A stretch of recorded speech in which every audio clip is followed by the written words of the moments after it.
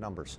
Okay, now we've covered a huge amount of material, but I want to be sure we don't ignore a few things before we wrap up today. What does the patient stand to gain when a trial uses surrogate markers? Yeah, this is a great question. So in thank melanomas, melanoma Peter, has, you wrote them yourself, right? Oh, yes. good job.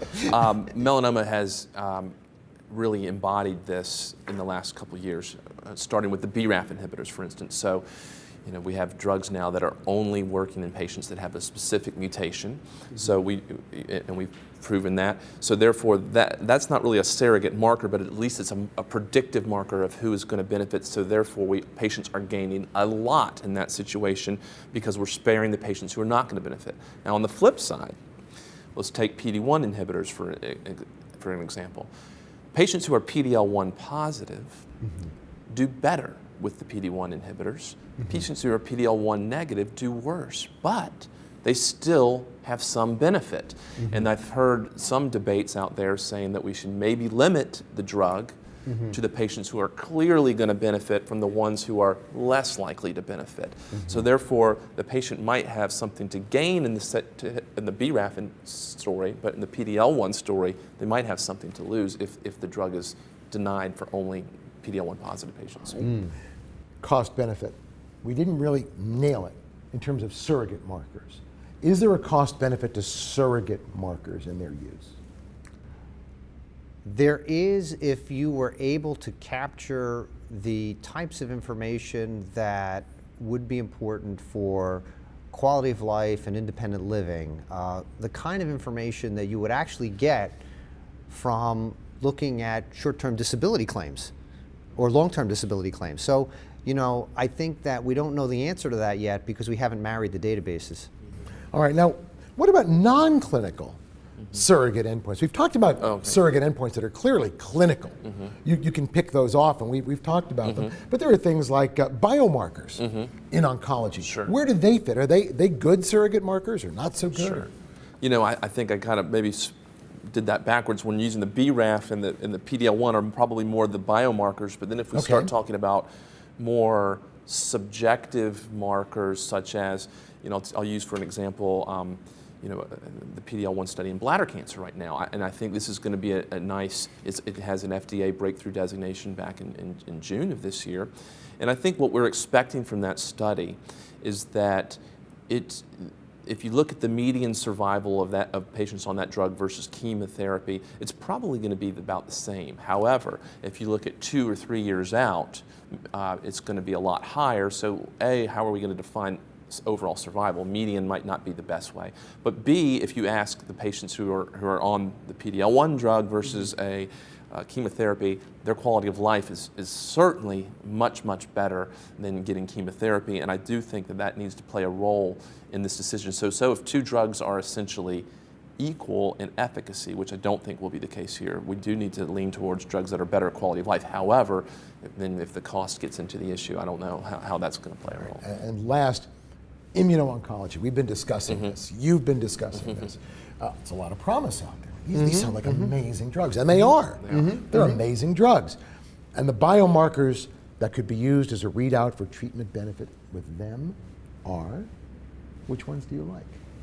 Well, I actually think, and I am not a lab immunologist, I actually think that we haven't fully understood the signaling system because I believe there are other molecules, not necessarily macromolecules, that exist in our system, and there is some early research on this, that can actually do immune modulation, and maybe those lead to drugs that are not so expensive.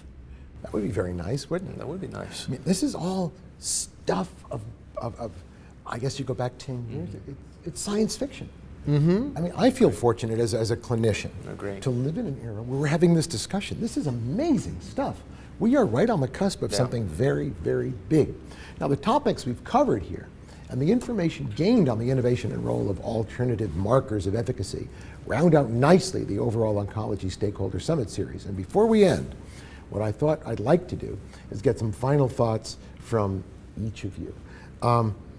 So you've got about 30 seconds. You want to go first? Sure. I think that the role of innovation here, when we're talking about alternative markers of efficacy, that's a topic that's not been completely rounded out, because what we have today is a mismatch between what we pay for and what we get.